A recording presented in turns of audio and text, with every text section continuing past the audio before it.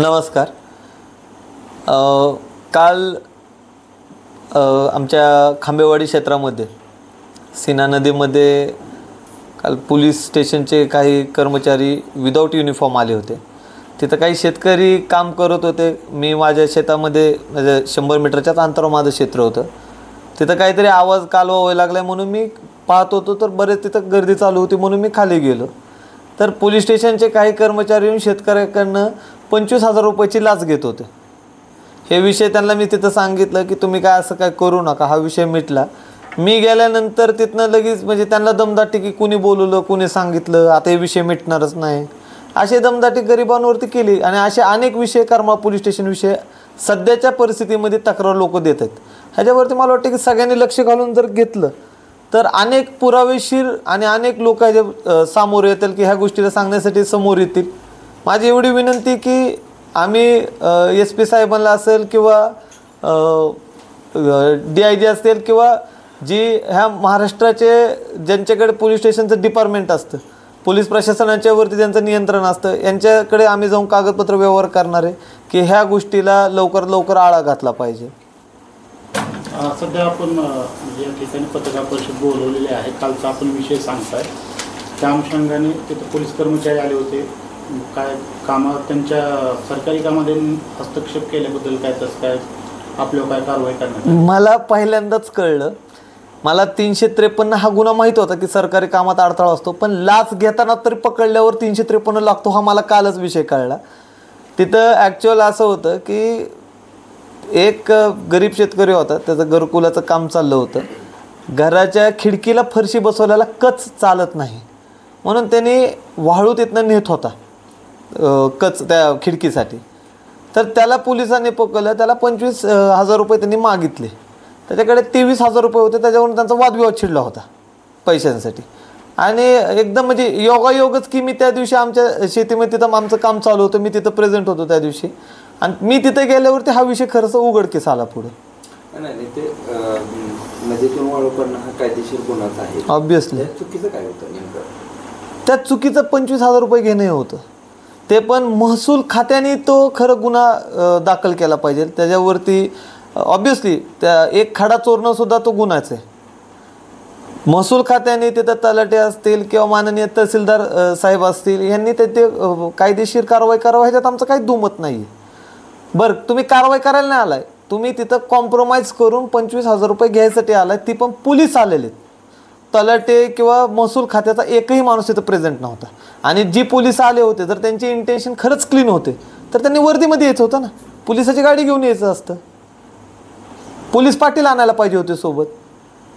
नेमकी वाळू कशाने काढली जात होती आणि टायमिंग कितीच होता वाळू काढण्याचा? वाळू 4:30 वाजता काढण्यात आली ॲज माय इन्फॉर्मेशन. आणि वाळू संध्याकाळी म्हणजे दुपारी 4:30 वाजता.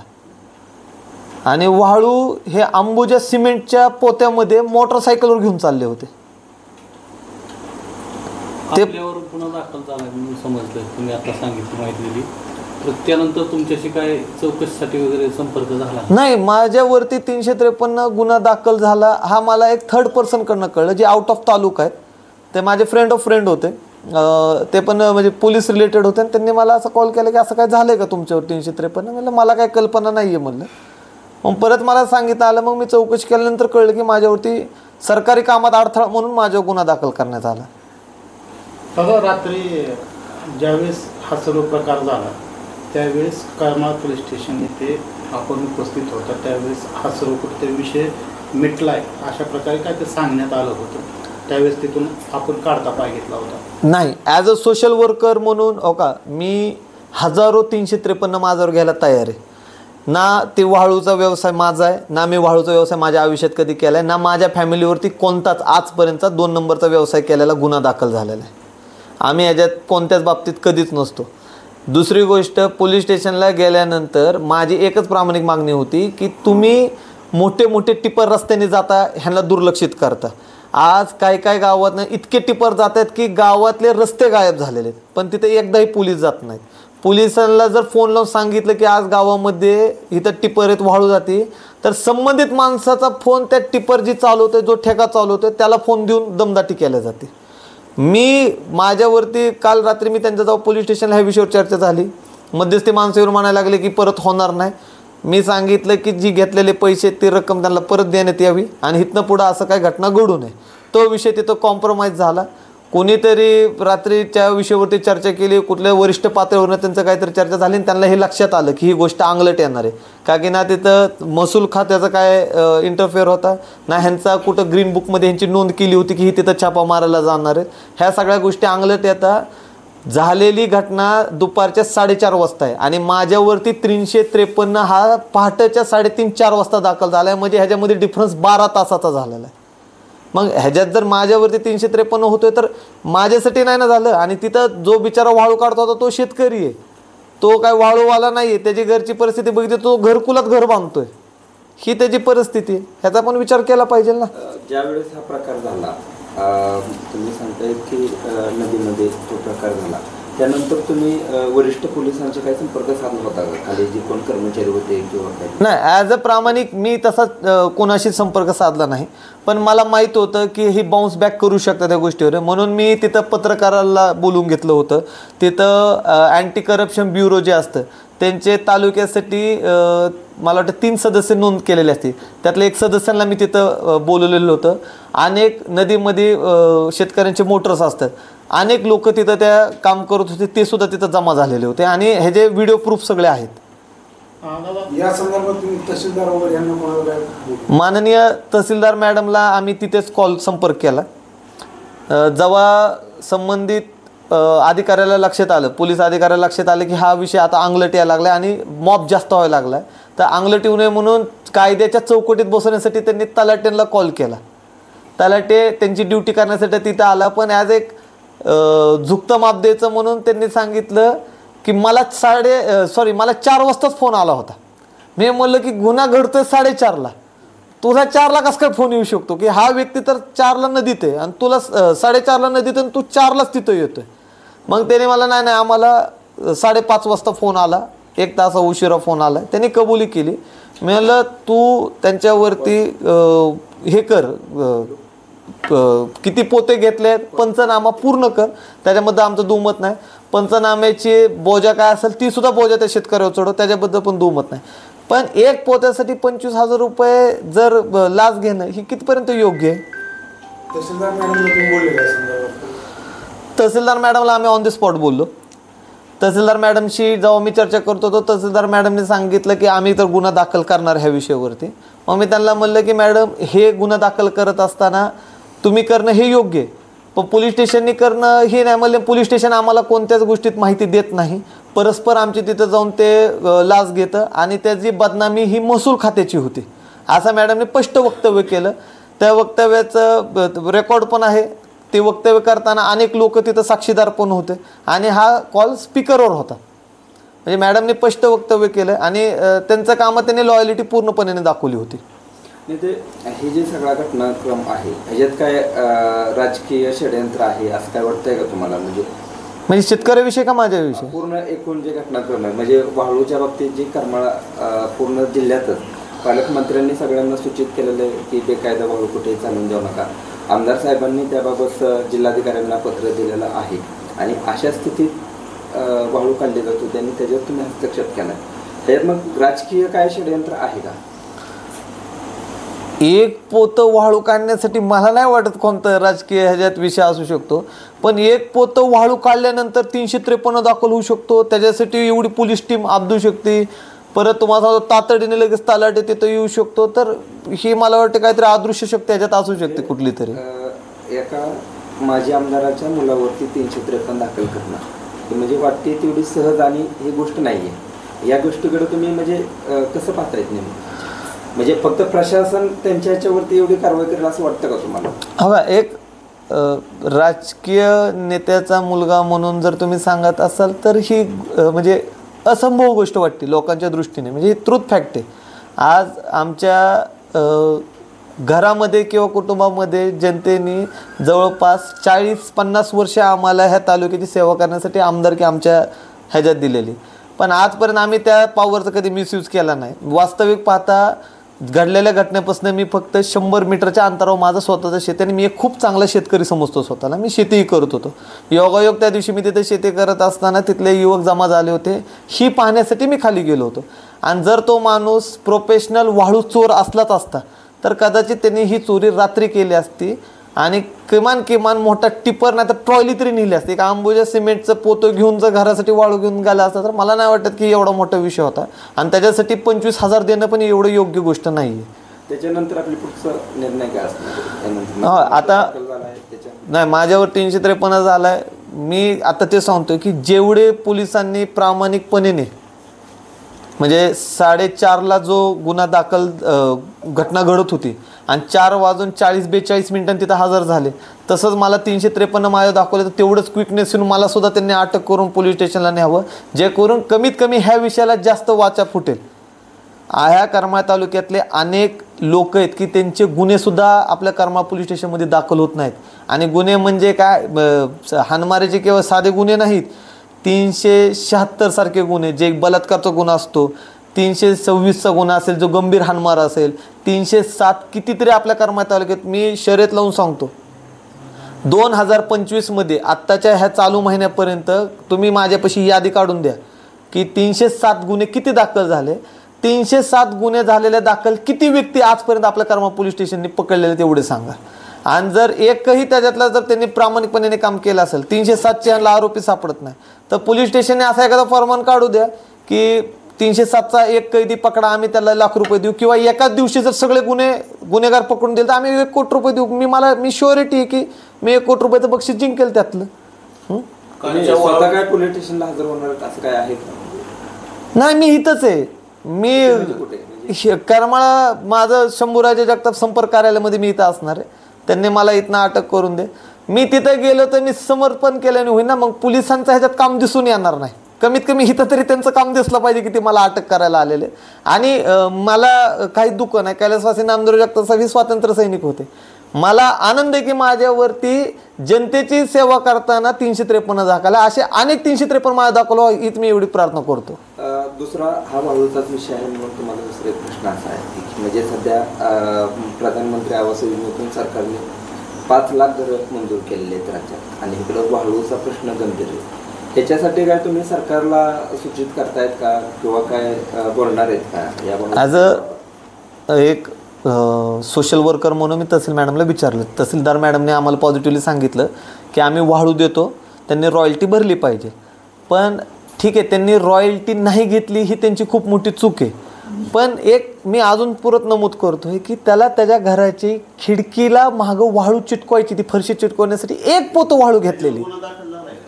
हो, माझ्यावरती मी त्या व्यक्तीवर पण झालाय, ते पण 4:30ला झालंय. हो, आणि त्या गुन्ह्यात मी माझं नाव घेतलं की मी आडोताळ केला म्हणून की ते वाळू चोरत होते. सांगतो ना, अंबुजा सिमेंटच्या पोत्यामध्ये 2 ब्रास वाळू होती.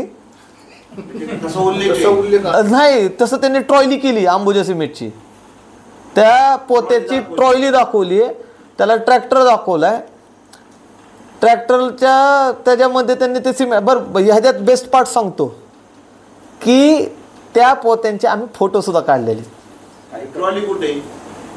ते कल्पनेत आहेत ते. हो, त्यांचं विजन आहे तेवढी पॉवर, ते असं इमॅजिन करतात डोळ्यापुढं की ट्रॉयली आहे तिथं, ट्रॅक्टर आहे, आणि तसं ते डोळ्यापुढं आणून गुन्हा लिहितात. FIR ची कॉपी मी आमच्या वकील साहेबांना जे सांगितलंय ते देतील, मी ते सुद्धा तुम्हाला प्रोव्हाइड करेल. हो, आणि 100% तो गुन्हा दाखल झालेला आहे. कारण की म्हणजे असं कोण उगाच नाही सांगणार त्या गोष्टीवरती. एक मिनिट, म्हणजे ज्यांच्यावरती ट्रॅक्टर होता, हो, ज्यांच्यावरती हा जे वाळू काढत होते ते आहेत का आता, म्हणजे ते समोर येतील का? त्यांना बोलवलंय मी, ते आता इथं येतीलच, इथं आहेच. बरं, मी तुम्हाला एवढंही सांगेल की जी व्हिडिओ शूटिंग तिथं रेकॉर्ड झालेली आहे ते माझ्या मोबाईलमधून नाही झालेली, तर तिथले जी तुमचेच पत्रकार बांधव होते ते त्यांच्या मोबाईलने तिथं रेकॉर्ड करण्यात आलेली. दुसरी गोष्ट, पोलीस तोंडाने बोलताना म्हणतात की आम्ही पैसे घेतलेले नाही आहेत, तर ज्यांच्याकडनं घेतले त्यांनी तोंडाने सांगतोय की कसे घेतले, काय घेतले.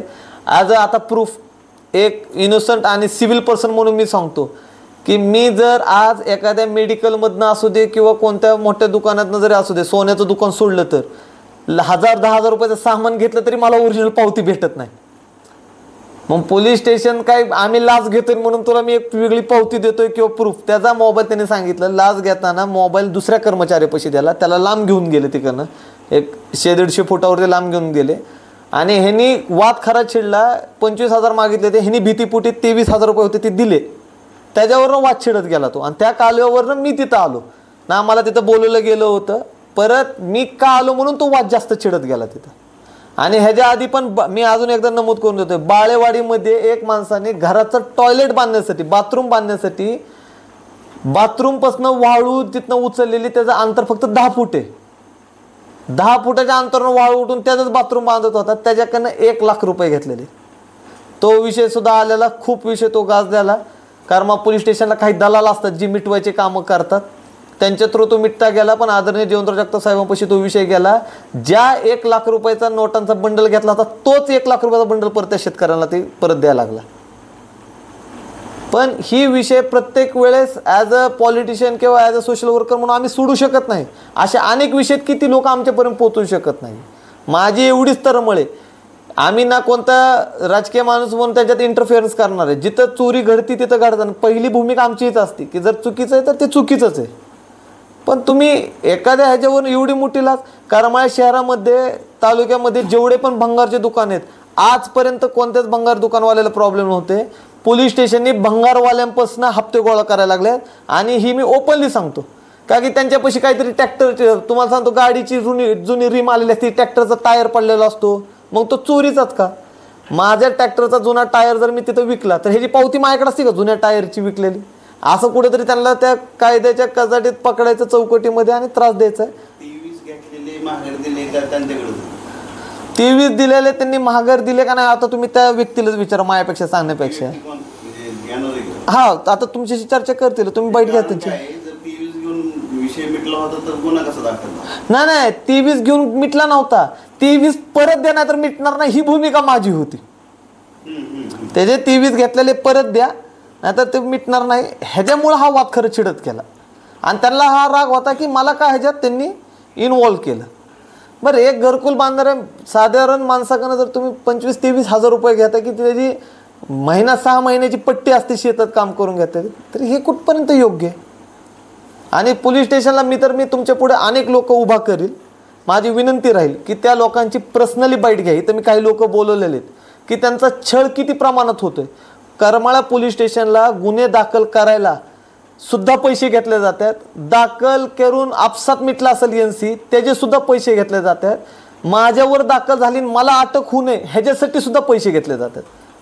आणि ॲप्रॉक्स करमाळा पोलीस स्टेशनची जर उलाढाल काढली तर महिन्याची उलाढाल ही 1 कोटी रुपयाची उलाढाल आहे.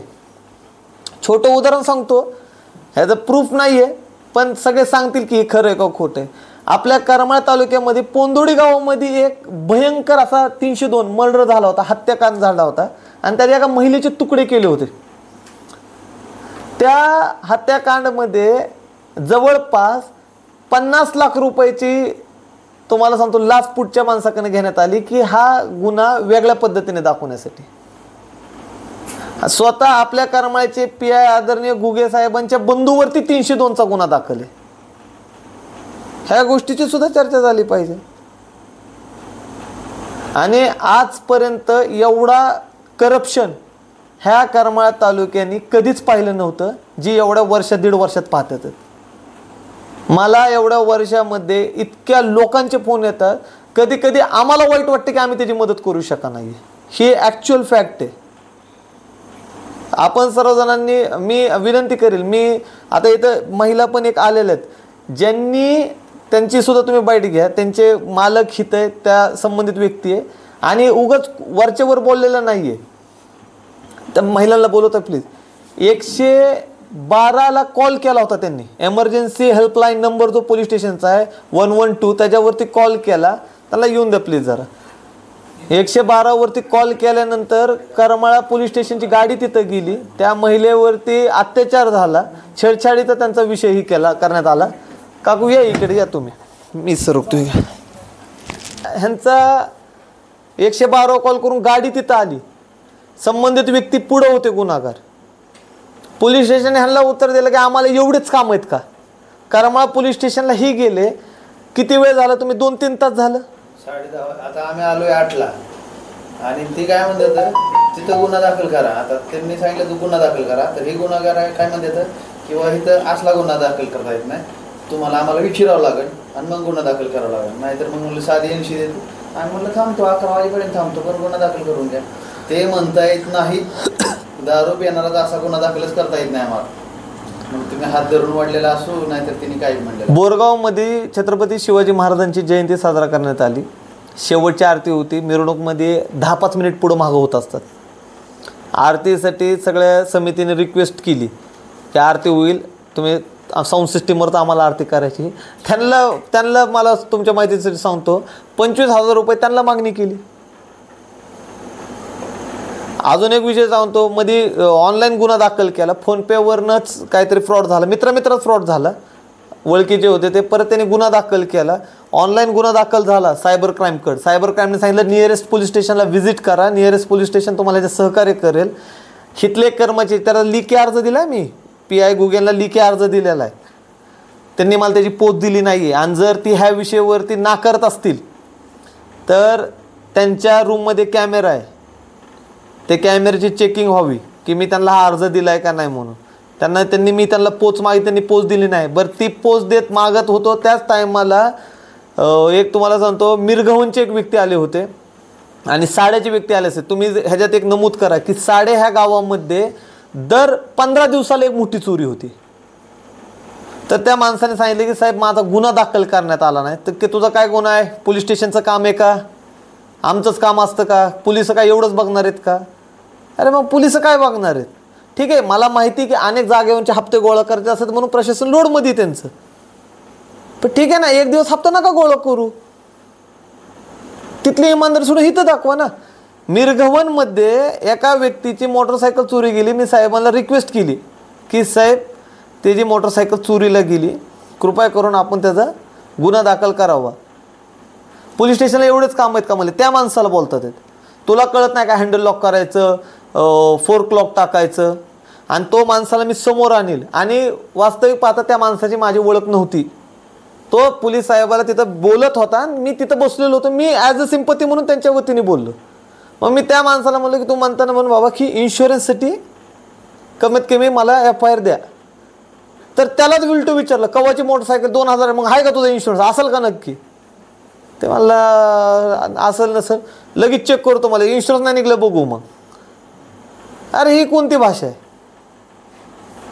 ह्या मला फक्त म्हणायचं आहे की आज पोलीस स्टेशन, उद्या शंभूराजे जगतापने पण एखाद्यावरती जर अत्याचार केला, मी कुणी का असा नका, तर पोलीस स्टेशनचं कर्तव्य की तो गुन्हा घेतला पाहिजे. मग जर सामान्य माणसाचा ह्याचा अर्थ काय? मग हा पोलीस स्टेशन सगळं मॅनेज होणार आहे का? एक छोटासा 420चा गुन्हा होता माझ्या. ठीक आहे, गुन्हा सगळेच असतात, पण 420च्या गुन्ह्याला जर आपल्या कर्मातले कर्तव्यदक्ष सगळे पोलीस 3-4 जणांची टीम करून जर दिल्लीला जाऊन आरोपी घेऊन येतात, हाय प्रोफाईल आरोपी. मला अशी माहिती कळाली की आपले पोलीस स्टेशन म्हणजे जे पोलीस ऑफिसर गेले होते ते इतके घाबरले होते तिथे गेल्यावर, त्या माणसाचे 50 बॉडीगार्ड होते. सिव्हिलवर पोलीस गेले तर त्यांनी गचुडं पकडले होते आपल्या पोलिसांचे. ह्यांनी परत आयडी दाखवलं की आम्ही पोलीस आहेत म्हणून. इतक्या हाय प्रोफाईलच्या आरोपीला इकडे पकडून आणलं दिल्लीवरनं. ठीक आहे, त्याने आरोप केला, ही त्याचा संबंध आहे. मग तुम्ही त्याला पकडू शकता, 420च्या गुन्ह्यामध्ये त्याला आणू शकता, इथं ठेवू शकता. पायल नावाची मुलगी, तिला इथं ठेवू शकता. त्यांच्याकडनं 7-7 आणि 10-10 आणि 20-20 लाखाची लाच घेऊ शकता. ती ह्या करमाळ पोलीस स्टेशनमधून सुटले की लगेच सोलापूर पोलीस स्टेशन त्यांची गुन्हा दाखल होतो, तिथनं सुटले की लगेच टेंभुर्णीला होतो. ही सगळ्या आयडिया देऊ शकता. आणि सामान्य माणसांचा गुन्हा दाखल करत नाही आणि एक वाळूचं पोतं भरले की एका मिनिटात तिथं पोहोचता. ही सामान्य माणसाची खूप मोठी अडचण आहे. अनेक विषय आहेत, अनेक आहेत. माझ्याकडे काही शाळेच्या कॉलेजच्या मुलींच्या कॉल रेकॉर्डिंग मी जपून ठेवलेले आहेत. अक्षरशः रडून त्यांनी माझ्यापाशी काय काय विषय सांगितलेले, मी ते सुद्धा तुम्हाला प्रोव्हाइड करील. उघड गोष्टी सांगितलेत की अजिबात म्हणजे अजिबात. मी त्यांना सांगितलं PI साहेबाला जाऊन भेटा, मला आम्हाला बाहेर हाकलून काढलं. अरे मग हे कशासाठी आलाय तुम्ही इथं?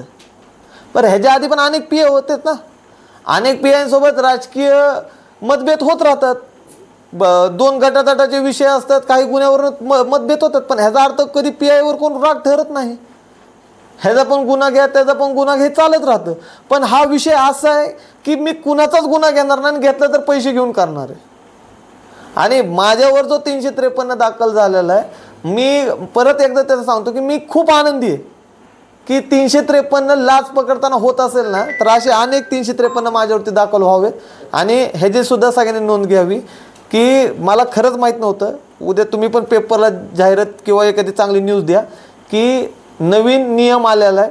सध्याच्या अधिवेशनामध्ये असं त्यांनी नियम काढला आहे, PI साहेबांनी ती काल घोषित करून दाखवलं की 353 हा पोलिसाची लाच पकडताना सुद्धा दाखल होऊ शकतो. ह्याची माहिती सुद्धा सामान्य जनतेपर्यंत पोचवावी. आणि इथं आलेले अनेक लोक आहे, तो ज्यांनी वाळूक आले ते सुद्धा आता आलेले, त्यांच्याविषयी सुद्धा तुम्ही त्यांच्याशी क्लॅरिफाय करा. मी बोलतोय म्हणून करू नका.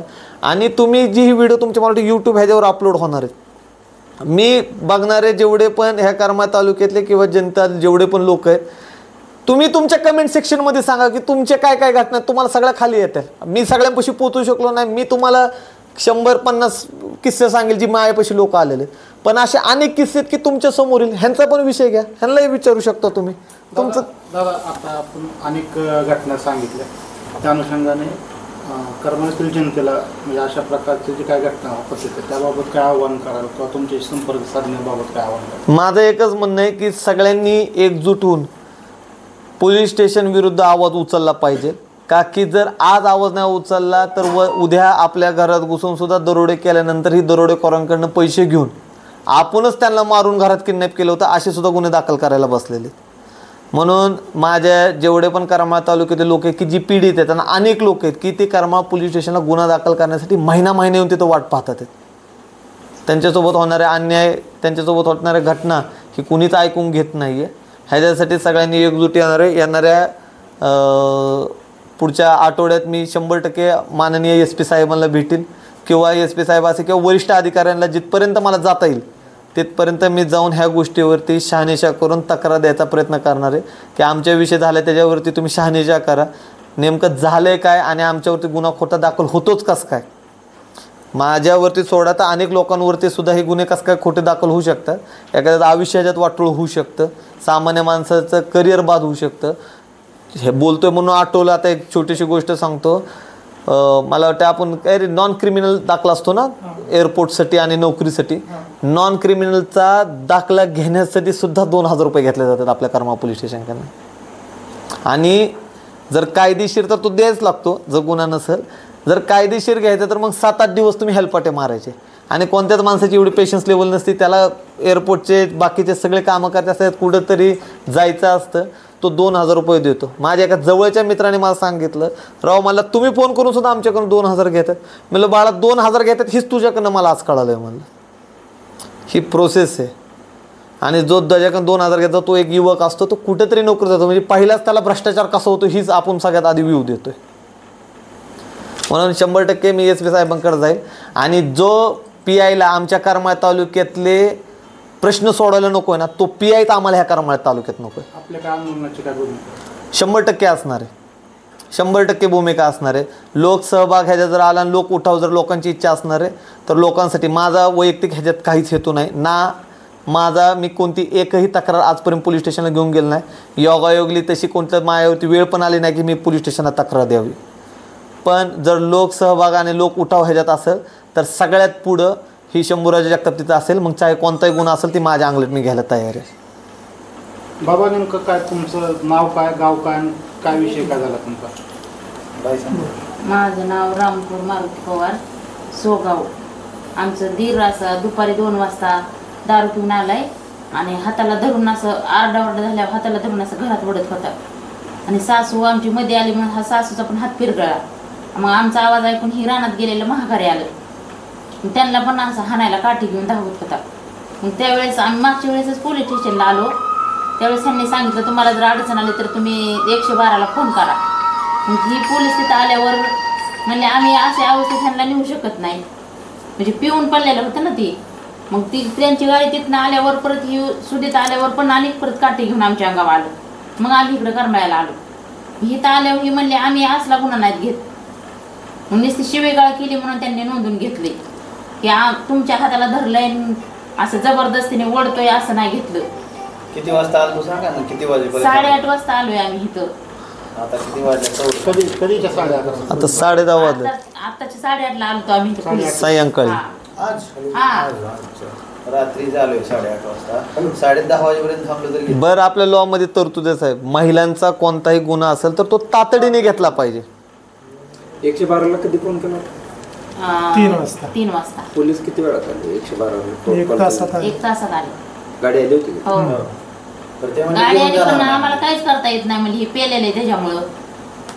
तुम्ही जाऊन करमाळ्याला गुन्हा दाखल करा म्हणले. मग करमाळ्यावाले म्हणते तर आम्ही दारू बारल्याचा गुन्हा दाखल घेत नाही. अहो म्हणलं तू फार घरात नेऊन ओढतोय. तुम्ही नातेवाईक करून ती व्यसन मुक्तीचं ती बघा म्हणले, आमच्याकडे काय नाही तसं. व्यसनमुक्ती केंद्रात ज्ञान त्याला नीट करा तुमच्या तुम्ही. आम्ही काहीच करू शकत नाही. मग आता हे प्रोत्साहनच म्हणायचं का त्या माणसाला? पाहिजे असलं तर त्या तिकडे ऍडमिट करा त्याला. आणि आता सध्या जरी गेलं तरी आता सध्या ती माणूस त्यांच्या घरी घरी आता 1 सध्या. वाजेपासून बाहेर येते आता दुपारचं सध्या जेवण आरोपी नाही. त्यांच्या घरी जायचं कशी ह्याच्या भीतीमुळे ही माणसं फिरते तिकडे. करमाळ्यामध्ये कोर्टी गावामध्ये एक घटना घडली होती, मी त्यांचं नाव घेत नाही पण तुम्हाला सगळ्या पत्रकारांना तो विषय माहिती. माननीय सुप्रियाताई सुळे त्यांच्यापाशी तो विषय गेला होता. आपल्या करमाळ्याच्या पेपरला आणि तुमच्या सगळ्यांच्या चॅनलवरती बातमी पण आली होती. एक विद्यार्थिनींनी मला फोन केला की त्यांच्या घरावरती असा अत्याचार होतोय की या ना शिंदे या ना तुम्ही, की त्यांच्या घरात CCTV फुटेज आहेत. वर्षामध्ये त्यांचं घर 2 ते 3 वेळा जाळण्यात आलं. CCTV फुटेजमध्ये तो माणूस जाळताना दिसतोय. झोपलेला माणूस आहे, सिलेंडरची टाकी जवळ आहे. कुणावरती त्यांना संशय ह्या माणसाचं सुद्धा नाव घेतलं गेलेलं आहे. तरीसुद्धा पोलीस स्टेशननी साधा गुन्हा दाखल करून घेतला नाही. ज्यांच्याविषयी गुन्हा दाखल करण्यासाठी वैयक्तिक आम्ही सुद्धा गेलो. तुम्ही सोशल वर्कर म्हणा किंवा राजकीय एक व्यक्ती म्हणून म्हणा, सोबत त्यांचे वकीलसुद्धा आम्ही नेला. वकील एक म्हणजे लॉचा एक म्हणजे काय म्हणू आपण की त्याला लॉ अँड ऑर्डर सगळ्या माहीत असतात. त्या माणसाचं सुद्धा ऐकून आजपर्यंत तो गुन्हा दाखल झालेला नाही. सुप्रियाताई सुळेने त्याच्याविषयी आवाज केला. आज सुप्रियाताई सुळे म्हणजे एक मोठी हस्ती आहे. महाराष्ट्राचं राजकारण पाहिलेले, दिल्लीमध्ये जाणारे व्यक्ती आहेत त्यांनी ह्या विषयावरती फोन करून घेतला. त्यांना तिथं मला वाटतं की होय आम्ही करून घेऊ असा विषय झाला. आजपर्यंत त्याचा अजून सोक्षमोक्ष त्या विषयावर लावला नाही. आणि ते पण एक महिलाच आहेत ज्यांच्यावरती हे सगळं गोष्ट घडते, ती महिलांनीच दिलं. त्यांचं किराणा मालचं दुकान ही 3 वेळा जाळण्यात आले. आणि जाळण्याची इंटेन्शन म्हणजे तुम्ही लक्षात घ्या, डायरेक्ट पेट्रोल आत घरात ओतून काडी लावून ही कॅमेऱ्यात CCTV फुटेजचे रेकॉर्ड आहेत. ही काय मोगम बोलणं नाही आहे. आता ही जी आलेले आहेत ही व्यक्तीकडे तुम्ही बघा. आणि ही ती येते की कालची वाळू चोर जी आहेत. बघा ना अक्षय, काल वाळू चोर म्हणून ज्यांच्यासोबत माझं नाव आता आलेलं आहे, किती सांगा तुम्हीच, मी नाही बोलत आता ह्याच्यात. अंबुजा ठिक्यात म्हणजे चालवली होती गाडीवरती आणि पैशाची मागणी त्यांची भरपूर होती. त्यांना आधी बोलत झालं की बाबा 25 देतो, पण एवढं घरी गेलं काय पैसे नव्हते, 23च भेटले. त्यांना पैसे घेऊन गेल्यानंतर म्हणले अजून 2000 रुपये घेऊन ये. मग जरा जास्त कालवा व्हायला लागला, माणसं वगैरे गोळा झाली शेतकरी तिथले.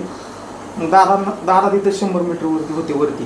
त्यांना आवाज आल्यानंतर ते खाली आल्यानंतर मग ते दादा आले म्हणले. मग ती थोडे चिडले माझ्यावरती, कसं काय आले काय आले. मी म्हणलं मला काय माहिती नाही कसे आले काय, तुमच्या कारवाईने आलेत म्हणले इथे. मग नंतर ते सगळं झाल्यानंतर दादा परत माघारी गेले. ही म्हणले मिटून म्हणजे ही करा म्हणले, त्यांचे पैसे वगैरे माघारी देऊन टाका. तसं झालं, ह्यांच्यावर गुन्हा दाखल करा तुम्ही, पण ह्यांचे पैसे माघारी देऊन टाका. आणि गुन्हा दाखल करायचं म्हणजे असं काय झालं, मी काय डंपर वगैरे काय घेऊन नव्हतो आलो, मी फक्त ठिकं घेऊन आलो. तुमच्यावर गुन्हा दाखल झाला? हो. 23,000 रुपये तुमच्याकडे दिले त्यांनी का त्यांच्याकडेच राहिले? त्यांच्याकडेच. तरी पण गुन्हा दाखल केला? हो. त्यांचं नाव काय ते? आणि 2 व्यक्ती जे पोलीस, पोलिसांची त्यांचं नाव मला काय सांगत आहे काय ते नाव दादा काय त्यांचे नाव? विदाउट युनिफॉर्म होते, त्यांचं काय बिल वगैरे काय नव्हते. नाही बघितलं तर ओळखून तुम्हाला? हो. नाही ते नाव काय होतं रे, ते एकाच नाव माहिती, रणदिले म्हणून, अमोल रणदिले. आणि दुसरं दुसऱ्यांचं नाव काय माहीत नाही आहे, म्हणजे नवीनच आहेत ते.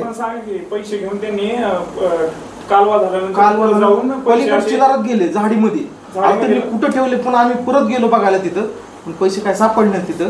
दादा आल्याच्या नंतर ना ते फोन लावायचे कोणाला तरी वरिष्ठांना, म्हणायचे वरिष्ठांचा फोन चालू आहे. तिकडे झाडामध्ये गेले आणि झाडामध्ये पैसे ठेवून आले, पण म्हणजे आम्ही पैसेच घेतले नाही तुमच्याकडे. आणि सगळा प्री प्लॅन केला. गोष्ट अंगलट यायला लागली ना लगेच तलाठीला बोलू, म्हणजे हे सगळं कायद्याच्या चौकटीत बसवा. प्री प्लॅनिंग चालू झालं, तलाठ्याला बोलवलं. ते आधी फक्त मला म्हणायचे पैसे घे, आम्हाला जाऊ दे पटकन. मला वेळ लागला घरनं पैसे घेऊन यायला, हे ते सगळा वेळ लागला. आणि मी असं काय एवढं का वाळचा धंदा नाही की काय नाही. वाळू कशाला घेत होते ते पण सांगा. घराची खिडकीची ही जी असते आपली ग्रेनाईट, ती डस्टमध्ये बसत नाहीये, त्याला फक्त वाळू लागत होती. हो, त्यासाठी फक्त मी ठिकं घेऊन गेलतो खाली. आणि त्यांच्याकडे पण फोटो आहेत, ठिकेचेच फोटो. नमूद किती केली? नमूद जास्त केली. 2 ब्रासची FIR मध्ये नोंद केली. ट्रॅक्टरने ट्रॉली जोडून नेलेली म्हणून अशी FIR मध्ये केलेली. आता ह्याचे आमच्याकडे प्रूफ आहेत की पोते ते का ट्रॅक्टरने नेलेली. आता मला हे कळत नाही की एका पोत्यामध्ये ह्यांनी 2 ब्रास बसवली का 2 ब्रासचं पोतच केलं, हे का कळत नाही. का अंबुजा नावाचा ट्रॅक्टरच होता, ही आता ते संशोधनाचा भाग आहे. त्यासाठी एक वेगळी टीम बसवावी मला आता असं वाटायला लागलं. साठा वगैरे होता वाळूचा. नाही अहो, माझं मी तुम्हाला सांगतो काय, ऐका ना माझं पूर्ण डस्ट मध्ये बांधकाम आहे. तुम्हाला मी माझे डस्टचे सगळे पावते पण देऊ शकतो. तारखेवाईज सगळं माझे ह्याला लावलेले, तारेला लावलेले. आणि आता पण ठिकेवाडी नदीत आहेत बघायचे असेल तर. हो, आणि तिकीट सुद्धा तिथंच पडलेले. फक्त पैसे कुठे गेले हे कळा नाही. ठिका जागेवरच पडलेले आहे अजून. लक्ष घालण्यासारखं, लक्ष वेधण्यासारखा विषय की हा जो गुन्हा दाखल झाला, हा जो विषय झालेला आहे, हो सकाळी 4:30ला झाला आहे. अजून सुद्धा तलाठ्यांनी केलेला पंचनामा पोलीस स्टेशनला दिलेला नाही आहे. पंचनाम्याला करायला स्वतः तलाटे हे 5 वाजता आलते. त्यांनी त्यांचं काम केलं का की तलाट्याला ही तवाच कळलं जेव्हा ही पोलिसांच्या अंगलट्या लागलं. तलाट्याला सुद्धा ही विषय माहीत नव्हता. तहसीलदार मॅडमला सुद्धा मी होऊन सांगतोय की जर त्यांनी 1 पोतं उचललंय किंवा 10 पोते उचललेत किंवा तो अंबुजा नावाचा जो ट्रॅक्टर होता, ते ट्रॅक्टर जर तो त्यांच्याकडे प्रूफ असेल तर त्याची जेवढी रॉयल्टी होती आणि जेवढा दंड होते तो त्याच्याकडनं वसूल करावा. मला वाटतं 10 पट आहे ना, 5 पट आहे. 5 पटीने ते वसूल करावा. आता 5 पोत्याची किंमत किती होती आय डोंट नो. मी काय ह्या क्षेत्रात नाही आहे, कधी मला यातली आयडिया नाही आहे. पण तेवढा दंड त्याच्याकडनं करावा. आणि राहिला विषय ह्याचा, तर हे करमाळ तालुक्यातले किती अनेक मोठे टिप्पर आहेत, किती पोलिसांना पोत्यासारखे दिसतात, छोट्याशा मला वाटतं एक पाऊसारखे दिसतात. ते त्यांना दिसावं एवढी एक मी विनंती करतो. तुमचं आव्हान करा नक्की काय पुढची युवर असणार. माझं आव्हान एवढंच असणार आहे की सर्वप्रथम पोलीस स्टेशननी तातडीने मला अटक करावं, प्रामाणिकपणे अटक करावं. त्यांनी मी सांगितलेल्या गुन्ह्यावरती परत उत्तर द्यावं. अँटी करप्शन ब्युरोचे त्यांच्यापाशी मी तुम्हाला त्यांना आम्ही लेखी दिलेली शिंदेंनी, ज्यांचे ते हे केलेले पैशालाच मागणी, ते सुद्धा तिथं होते हे सगळ्या घटना घडत असताना. त्यांची पण तुम्ही ती नोट पाहावी, त्यांच्याकडे दिलेलं ते पत्र पाहावं, लेखी दिलेलं आहे. आणि दुसरी गोष्ट, हे झाल्यानंतर मी करमाळ तालुक्यातल्या सर्व जनतेला नम्र विनंती करतो की तुम्ही सर्वजण, नेतृत्व कुणीही करू, नेतृत्व कुणी करावं असं माझं म्हणणं नाही आहे, नेतृत्व ह्याचं कुणीही करू दे, एकजुटीने या आणि सर्वजण ह्या प्रश्नाला उत्तर मिळण्यासाठी एकजुटीने माझ्यासोबत तुम्ही या पोलीस स्टेशनच्या विरोधात मोर्चा काढावा. एवढी मी सगळ्यांना नम्र विनंती करतो.